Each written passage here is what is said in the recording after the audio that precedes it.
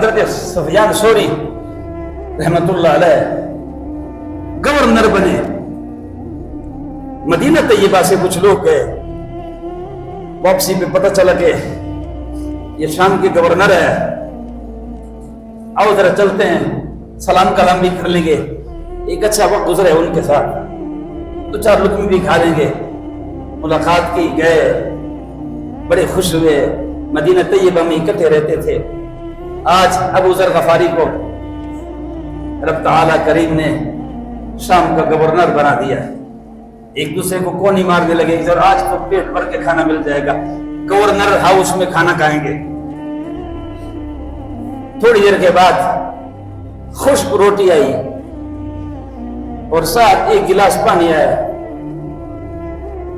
تو کہا یہ کھاؤ. ایک دو لقمے تو انہوں نے کھا لیے, پانی کے ذریعے وہ لقمے اندر کیسے جائیں.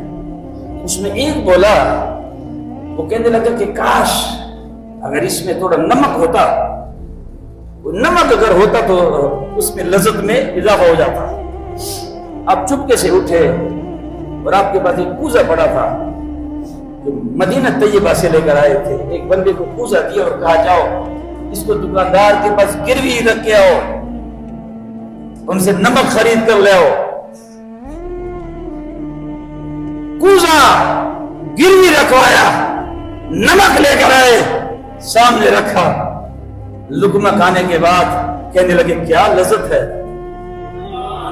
اور کھانا کھانے کے بعد دعا کی کہ یا اللہ تیرا شکر ہے کہ تو نے اس سادے سے کھانے پر ہمیں قناعت عطا فرمائی. حضرت ابو ذر غفاری نے اس کے کندھے پہ ہاتھ رکھا, فرمایا پتھر پھول گئے ہو. یہ آپ کہتے ہیں کہ سادہ سے کھانے پر تو نے قناعت دی, اگر سادہ کھانا مقصود ہوتا تیرے اس سادہ کھانے نے میرے کوزے کو گروی رکھوایا. جو کچھ میں نے تجھے دیا کاش اسی کو تو کھا لیتا تو آج ہمارا کوزہ گروی نہ رہ جاتا.